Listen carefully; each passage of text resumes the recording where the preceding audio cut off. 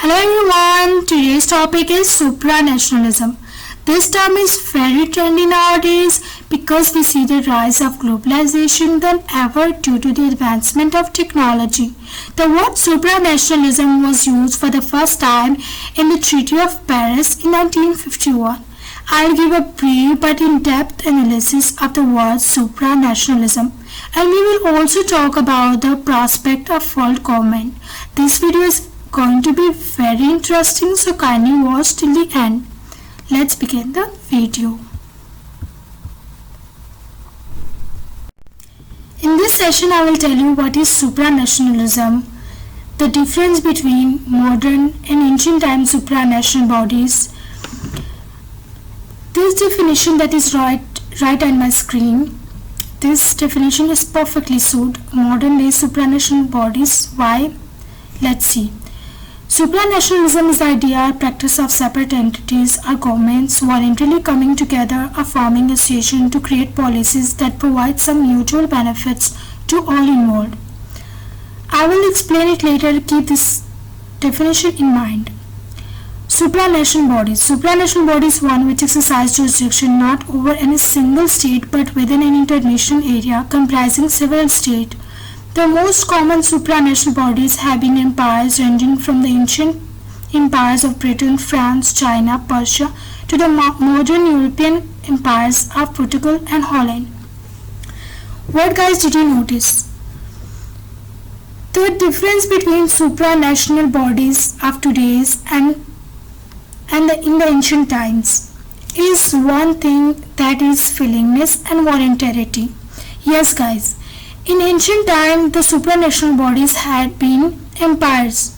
That empire, if conquered the state, the sovereign state, a particular entity, this particular entity had to be the part of that supranational body, mean empire. But nowadays the supranational bodies is UN, IMF, WTO, and this body does not compel you to be the part of them. If you are willing, if the state is willing to be the part of UN, WTO, IMF, then this state become the part of that particular supranational body, but they are not compelled to be the part of that. So that is the main difference between modern and ancient time supranational bodies. I hope guys you understand the difference between supranational bodies now and in the modern times.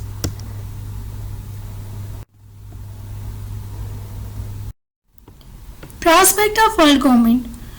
World government is the highest form of supranational body and organization. It means if the world government got built, it will render both supranational bodies and states meaningless. There will be no importance of state and supranational bodies anymore.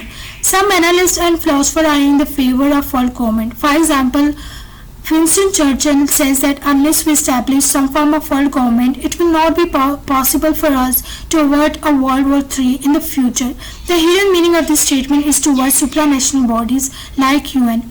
There are two sharply contrasting models of world government. The one is by power, that it means that if we build world government by power and compel all states to become a part of this world government. This type of world government was attempted by Roman in ancient time, and in World War II it was attempted by Adolf Hitler, but both got failed. The second model of world government is the state of states. It means if all the states are willingnessly become the part of this world government, and we build the world government. What do you think guys? Should be the world government got built? What if the world government got built? Will it not be biased? Will it serve justice all over the world? This type of question is of great importance. That's it for today's guys. If you like this video, kindly subscribe, share it with your friends. See you next.